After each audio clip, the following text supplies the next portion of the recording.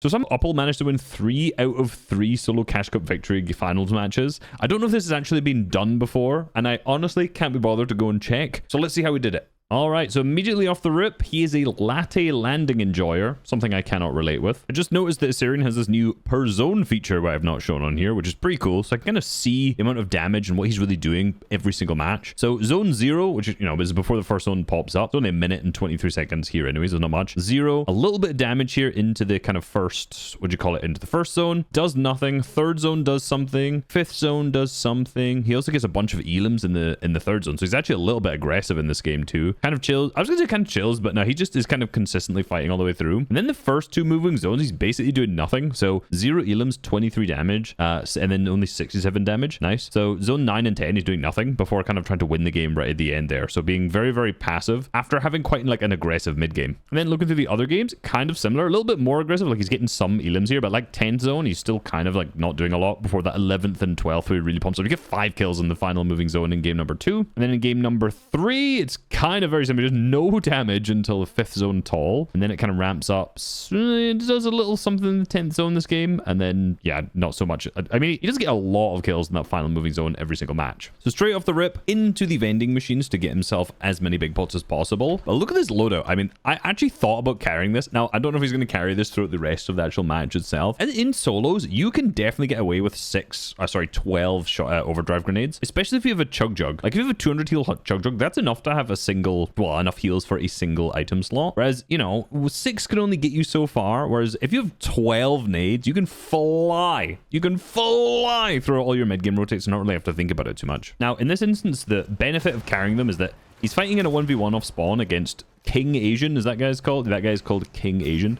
But he's been third party. There's a bunch of other people around. He's got a single build. And he can just use those to dip. Oh my god, I can't speak. I was going to say dip and disengage all in one. So he can just fly out there and just completely get himself over to safety. And he can spam a bunch of them to get as far away as he possibly can. Of course, now he can pop the big pop. And it's not like he's wasted any of the overdrive grenades for later on. He still has the full 6 stack if he needs them for later. I still don't think it's worth just carrying 12 throughout the whole match for most people. But if you're really good at not taking damage on rotate, it's something you could consider if you've got like 3 bigs or 3 of the med mist grenades or a chug jug. Now he did actually just drop another full 6 stack, so he had 12. It was not the intention to play 12 grenades, despite the fact that would be, an interesting strat to see. However, he's again using these in the mid game. This is only the 3rd zone now, and his inventory and his loadout isn't absolutely fantastic. So he goes all the way back to latte here to make sure he can get onto the mending machine to try and get himself. I imagine he's going to go for more bigs, or maybe even a chug jug if there's still one there. So what's he going to get from here? It is 3 big pots. So he's not opting to carry 3 medkits either. So a lot of players in solo Cash Cup victory Cash Cup finals are going to be using medkits to try and play for heal off. I don't know how many games, like what the percentage of games is that actually goes down to heal off. I think it might be kind of large now because of the cringe strats with using zip lines up above. But the games for the most part don't actually go all the way down to the final moving zones just because of the meta. Interesting, just insta key in this kid, hits him 100. So he's confident in aggressing early on. Nice little drop down. Let's see how he plays this out. Good, got the wall. This guy's cracked. Is he just jumping straight in? Okay, he is aggressive at getting straight in, but he needs to reload, I think, both his guns now. The guy managed to run away using his own overdrive grenade, so now he's just wasting a bunch. It's a good idea that he's come over to where the mending machine is, because there's a high likelihood that this player is going to come towards a mending machine if he needs a bunch of heals. So to kind of just fly towards it makes a lot of sense. And obviously he's got a lot of the edit control here, so he's able to get a nice elim. It does seem like he's just open to keying literally anyone around here. I mean, what you've got to remember is that this is still like a top 4K lobby in EU, which if you're, some of the best pros in Europe, like top 4K really is not that good. It's like these are lobbies that players can just absolutely run through. You have players on other regions dropping like 20-30 bombs, so it's not like he has to be super careful about every single fight that he takes. And in this instance he just gets in and now gets himself stacked. If you're like a top pro, that's not most of the people watching this, unfortunately. It does make sense to key a little if you've not got the best loadout ever, because the only thing that actually matters in this is just winning the game. And if you're good enough to get a kill early on, you can get such better loot. So he's now into the 5th zone, and that kind of makes sense, again, based on what I just said, why he's just keying Max, this player here. He kind of hit him for like 50 or 60, and he's really aggressively jumping in. It's not just because he's got the same skin as him, but importantly, if you notice, before he did that, he only had 3 overdrive grenades. So by double keying him here, and that's a free refresh, which I imagine will get him stacked up to 6 if that other player had them. I don't see where any of the extras are. The I was going to say the other player might have stolen them, but it's actually Vidil there. They trade 100 damage shots. Unfortunately, it looks like he didn't get the extra nades out of that because I think Vidil managed to get them. I mean, he's got 6. I don't know if he had, 3 or something before that. But it doesn't seem like he's actually managed to get any extra overdrive grenades. And now he's just kind of stuck in this grief fight against Vidil. So he's in a very common position that I see a lot of players in, where you're in this kind of partial zones. You've not had a great mid game by any means. And now you're down to almost no builds, right? So he's got 23 mats, 2 bits of pizza to use, and he has no overdrive grenades from ability. So I want to see how he recovers this, because this is going to be something that, again, a lot of players will put themselves in. All right, so from this position, he's actually in a really good spot. So if we zoom in here and I press 4, you'll see the position that he's actually in, right? So he's kind of edge of zone. He stayed away from congestion because the previous zone, for example, pulled kind of, let's see, you can see, well, I mean, you can see where everyone is. I don't need to fully explain it, but the previous zone was like this, and he was over here. So he rotated all the way around this side. So he's kind of coming into the dead side. There's not going to be many players in this corner at all. And what he's doing is he's actually just crouching over here because he's not quite in the zone. So someone's going to have to rotate past him because he's just sitting crouching. This guy jumps up, he gets the piece. 159 onto the back, and now he starts pressuring and obviously trying to fight this player. But again, if you look at like the angles that he's at, he is creating a pinch between the whole lobby and this guy. Because he's here and all the rest of the lobby is in this angle, he has all of the pressure. So say Gearass decides to like third party and go for the shot, Apple will be pinching him at the same time. Or if the whole lobby decides to sit and spray and shoot this guy, he has a great pinch between the two of them. And you'll notice throughout this fight here, as we go through, that he does not go back onto an angle, right? He doesn't go back to a place where he could get pinched between. Here he runs back to that side. Almost no one behind him can shoot him from here. And then he goes down onto the wall. He can just pickaxes in. I can't remember if he actually kills him at this moment. Yeah, and grabs the floor. Unfortunately, this guy was also very poor, so I got absolutely nothing out of it, which is, 37 builds, which is very, very unfortunate. But the one good thing he does here is he crouches, right? And then as that guy is just trying to come in third party, because obviously a lot of players in these will want to get a lot of the extra heals, a lot of the mats and stuff. So he crouched as soon as he finished the fight. Now this guy pops up, he ramp flips, hits him the big bang, jumps in, gets a second elimination there, purely based on the surprise, which is real good. And now he's finally got those overdrive grenades back in his inventory. Nice. Hits an early overdrive grenade to go in. And oh my god, that was so lucky. Hold on, let me show you that in slow-mo. Oh, it seems like he actually only had 1 overdrive from that. Okay, so look, he actually only has 1 overdrive. I did not notice that, as he only picked up here. Look, as he slides here, he overdrive grenades. Look at this. Look at this RNG. He slides and grabs capped metal. Why is there capped metal sitting there? And then he's able to build himself a little box. That is crazy lucky. So this is interesting here. Misha gets cracked down below by Hari, and he does hear this. So obviously now you can see that there's the nade goes out, the floor grenade. So he just codes. He doesn't actually like protect his angles at all while he's doing this. There's a lot of like someone could just run up and pump him, but maybe because he's in the grenade, he feels comfortable to do this. But I would think that people would want to steal the Flowberry effect and run into it. So he tried to replace, doesn't get it. You can see that player's under the cone. Nice little wall tick here. So this wall to the side is really important because a lot of players, if say you edit out to the side, that guy goes out, you've got the piece there. Or, if what's more likely is if Misha was to edit out his right and go for like a right-hand shot on double, he's now got that kind of option cut off, so he can't do that. Now he's trying to phase in. So he's just swinging the pickaxe, just hoping to get the phase through. You can notice he's not timing it perfectly, but then he manages to get in. Pickaxes, and then it pumps, replaces the cone with his own. And I like here, one thing I noticed is that he walks back. So he walked back into the corner here. And that means wherever this player's running, well, Misha's running, he's going to have a good angle onto him. So you can see he still hits him, pumps him there, and then he full boxes again. Hits for the 90, and after, which is really nice, like a movement tech he did there, after he pumped to avoid and dodge the shot from Misha, he sprinted there, which allows him to get the kill. So that's one thing you can do if you're in an opponent's box. Like if you don't have a cone to edit, if you just pump, you can just sprint to get out of the way of the other opponent's shot. It's not always like a great play, because if sometimes you're kind of just better off switching to your other weapon, like if you've got an assault rifle. But if it's not loaded, like I don't know if his was reloaded there, then sprinting in that kind of scenario makes a lot of sense, because you literally don't have a better choice. I mean, he is so aggressive in endgame. There's something that's really interesting. Like, this is the 9th zone. I said earlier when I was looking at through all the stats that he's not really that aggressive in the 9th and 10th, but he just got an elim. He has a player who's landed next to him, which is Darkos, who has, by the way, I don't think he heard this guy get cracked at all. I'm not entirely sure. He just landed next to him. Maybe he heard the shield crack, but his immediate response, despite the fact that he has a capped mats, still mobility items, and like tons of pizza and heals, is just to just get straight on the wall, right? Just to go for it. So interesting, like how aggressive he actually is playing in these lobbies. But again, it's a solo cash cup, no, victory cash cup. And it is the first game, so it's not like he is a 3-for-3 victory. I wonder if in the last game he's going to play any more passive. All right, so interesting. With all the spare loot that's here. Oh, he's getting... Darkos is doing something for some reason. I don't know why. So he's just sitting playing Storm. Obviously, Darkos wants some of that loot. So he's playing Storm late, and this is a really nice play. The Shockwave was kind of poor. However, by playing Storm there, especially with the pizzas, there was also medkits that maybe he was thinking that he was going to use. If you play the Storm with that, then you can just Shockwave straight to the front side, as he did. So he also did a height retake. I want to see from wide there to see what he did. So you can see him at the back. He hits the overdrive grenade and then lands at the front here. He obviously sees this player land on his head. So was he looking up? I don't think he was looking up. He obviously knew this guy had landed on his head. I don't think this is intentional to like badly connect himself, because he almost built like 2 full boxes, which is kind of a waste of materials. But then he obviously notices. So he sprint jumps out, chops that player out, and then manages to claim height for himself there. So very nice height retake to go to front side and keep awareness on the player on height and see what they were doing. And then just notice he was connected, chop him out, and go up himself. So the rest of this game so far has just been him playing on height, which isn't super duper interesting, I'll be completely honest. Vadil is still alive, so I want to see how he wins out this. And then with the other 2 games, I want to find the moment which won him those 2 matches as well. Because in this one, it was definitely getting the refresh into the backside of Storm onto Misha, that was, which got him cap materials. Like, that was the play that got him set up to win this match. So I also want to see what that is for the other 2 games that he played in this tournament as well. All right, it's final 1v1. He has 3 builds. Let's see how he ends up winning this. I like he picked up a second spray gun here too, so that he can apply more pressure if one's not reloaded. Pickaxes to get a bit of wood. He has a single build. Sprint, drop down, hits the 150.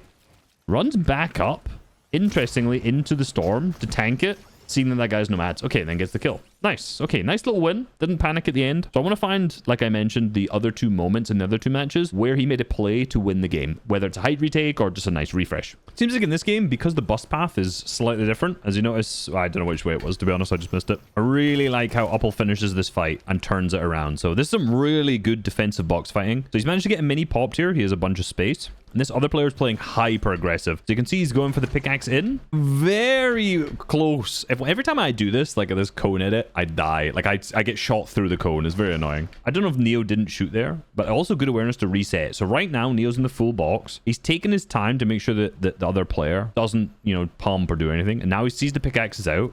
So he just edits through the cone as that guy. So he's like waiting to watch him. As soon as he takes his pickaxe out, he edits out, which is really fast timing. And then he sees, obviously he managed to get out, reset the wall. Now he's got him full boxed. Did he get the cone in there as he broke the wall? I actually didn't notice that on the first watch. That's so good. So as that player shot, he got the cone in and replaced the wall. I don't even know how he did that. I'll be completely honest with you. Maybe that is Neo's cone. That could be Neo's cone. I don't know. But that was an insane prediction to hold the wall and get a cone in at the same time. Don't know how he did that. And then look at this. He sits back and crouches with his edit. From this, like, you know, you might be able to get a shot off onto his head there, but I highly, highly doubt it. This is such a nice little peek.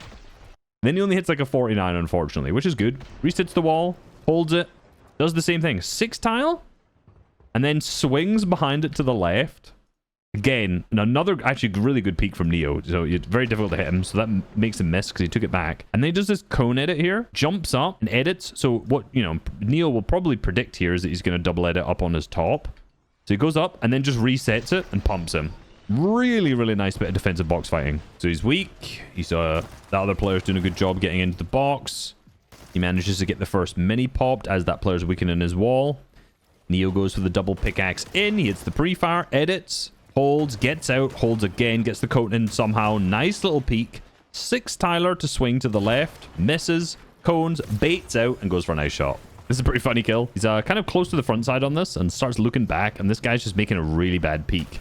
So he hits that guy 25, and I'll be honest, bro, this is not what you want to be doing. If you're the backside of Storm, this is like the worst thing you could possibly do, is make a peak this big when you're overextending out. You really want to be making sure you're sitting back in your box here, not overextending. You know, this guy's sitting way too close, so he just kills him in one burst. That guy was pretty weak, but now Uppel makes a really good play where obviously that is the backside of Storm, but uses his last grenade, which is slightly risky. However, if that guy isn't rotating and he's sitting in the backside, there's a high likelihood that he has more overdrive grenades that he's going to rotate with. So he jumps into the Storm here, manages to grab a couple more, and he gets a lot of materials from that too. I think he had like 70 or something before, so he gets a lot more hearts. He had pretty much 0 metal from memory, and now from that you can get straight to the front side. And one thing I've started to notice about his gameplay is in endgame, he does always create the what we call the Tyson box here, which is the ramp, which, you know, you can use to peek upwards, you can peek backwards, you can cone people if need be with no wall. You can also use this floor here to do, you know, a lot of looks down below. And it gives you 2 tiles, but it's also a lot cheaper than just creating like 2 full boxes as well. So this is something he uses quite a lot in endgame. Speaking of, something is very funny here. Zone starts to pool, so he's kind of, you know, scouting through the edits to see. You've got Kebab 91 on low ground here. So he's kind of scouting, you know, you can see the player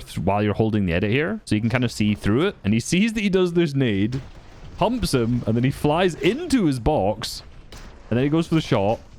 But like when people are flying around your box using the overdrive grenade movement, they go so quickly. So kind of hard to hit those. But yeah, he kind of accidentally boxes him by sitting, you know, above that edit, I guess. All right, so this game, he gets 11 elims in the win. There is one big winning moment, but I think the general philosophy of how he gets a bunch of elims in endgame is really, really important, right? So here, for example, this is the, I think this is the 9th zone. I can't remember. 9th or 10th, replays is still bugged. And he's waited at the backside. I think he like half rotate or whatever. The zone's pulled, as you can see. He uses a nade to get himself. He didn't actually throw himself there, but notice he just runs all the way to front. So he makes sure he gets all the way to the front here.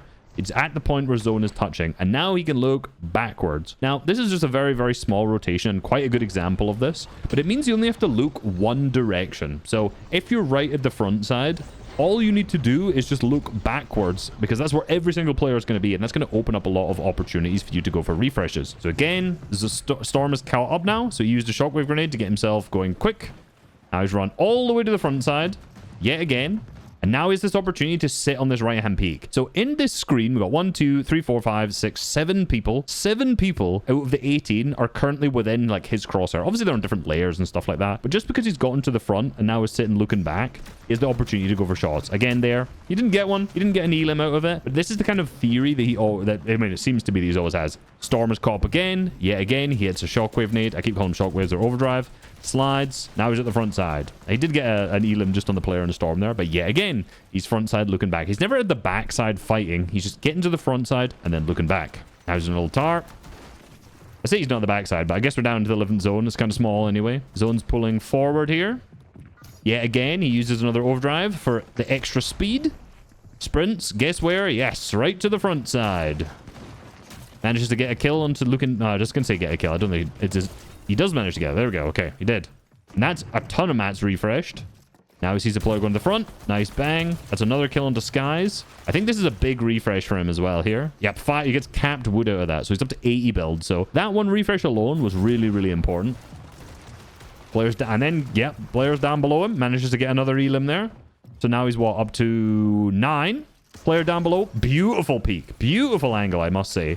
And now how he wins this game, there is actually some serious tech to this. I think this is, I might do a short out of this. So he has tons of mats. He has 53. Vegeta on height. Milks.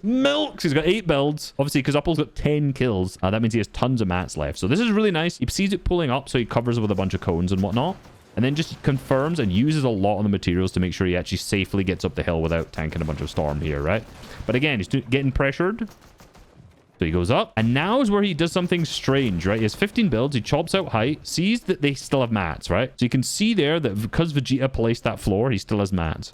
So Upple now tanks Storm. Now, you might think this is weird because you're going to think, well, there's 20 seconds left. Why would you start a heal off this early? This doesn't make any sense at all because, you know, Vegeta could just stay in the Storm that's in front of him. So what he does is he's watching what the other player will do. So as Storm pulls, he notices that he stays on his head. So what that probably means is that Vegeta has 0 builds. So by staying in the Storm here, he's forcing Vegeta to start playing heal off. As you can see, he starts with the Chug Jug now. And looking at the inventories, 200 Chug and a 140 Chug in comparison to 6 pizza slices. So Upple will lose this heal off if they both just stay in the Storm. So he takes his time to pop pizzas and then he just runs with extra mats. So by faking out the heal off early, he's essentially forced Vegeta to start playing it. Now, because he's run into the Storm, I don't think this is the... I mean, I'm about to tell you, Vegeta will milk, but this causes him to panic because he thinks that this guy, or Upple himself, will be able to win heal off because why else would you just run straight into Storm when clearly have mats? So he jumps down on what he thinks is a peak. This is not a peak. This is not something you will survive because Upple's already placed a wall, which is nice to cover that. Able to hold. He can just sit here, munch the pizza. Vegeta jumps in and it actually almost wins. Like he almost manages to lose this. But look, there's kills him, and there's 2 chug jugs that fall out. There's 2. Dying in a solo cash cup with 2 chug jugs. That's feel bad. And they were like, I think still like 150, 200. Like he would have won the heal off 100%, but Upple ended up beating him out. Just loaded into the next game, and Vegeta's in here too. Painful that he manages not to win this. One thing that's quite important about victory style cash cups, I mean, at least in this meta and in most of them outside of like chapter 4, is that you don't have to worry about taking some storm damage early into the match. Like, you know, back in, was it chapter 4 when every single heal off went down to 6 medkits plus, and it was all about who had storm sickness? That's not really what's been happening recently. So despite the fact this is, you know, a potential heal off meta, Upple still has ran into 4 fields here from, you know, from this position all the way in to get to the mending machine to try and buy himself a couple extra bigs and a med kit to heal himself up, because he was sitting on like 150 HP and he didn't want to waste any of the chug splashes. Sometimes I watch a Fortnite game and I just think this game is so stupid. He flips the ramp to shoot and it's just tung tung sahur. Oh, that skin is too funny, man. He's getting keyed. He's getting keyed by the triple T. No way. Oh, don't be a drone. No. Oh, unfortunate. Okay, he didn't get much out of that refresh, so the winning moment of this match wasn't killing Tung Tung Sahur. However, as it was, I keep saying shockwaving, overdrive grenading, ODing? No, ODing, that's something else. Let's not say that. He did see someone in the sky, so he knows there's someone doing the Kostinanok strat up there. All right, this comes down to a 1v1v1. If I press 4, we go free cam. You'll see that he's on low ground. Dexy's above him. This guy is thinking he's him. Will he win? Actually, the potential is, could he win? Not will he. I know he doesn't win. No, he's a single medkit, so this guy's basically no chance. Dexy is bits of pizza, so he has a chance of winning. And Upple only has 10 uses of the chug jug, and zone is literally just about to close. I'll be honest. Look at this. This is just, what does he spot in the storm? This has got to be one of the most gifted wins. He drops down, just finds a full stack of 3 medkits. And then Mist Cool's running, doing nothing. Dexy's sitting, trying to play. Oh, he finds medkits as well. Hold on, what's in here? He finds 2 meds. This seems to be... Was this from earlier? I might actually need to see what Dexy did on this, because he's got a bunch of stuff. Oh, he gets sickness, though. Okay, so Dexy does get sickness. So he has more heals, but he gets sickness. And then Upple just magically finds 3 medkits and wins the game. All right, little lucky way to end out. But at least he played incredibly consistently, winning 3. Even if he didn't get lucky there, that would have been a first for a second, which is still absolutely nuts. Like the video, subscribe, search resub in game to find the training hub version 2, the best training map there is. Peace.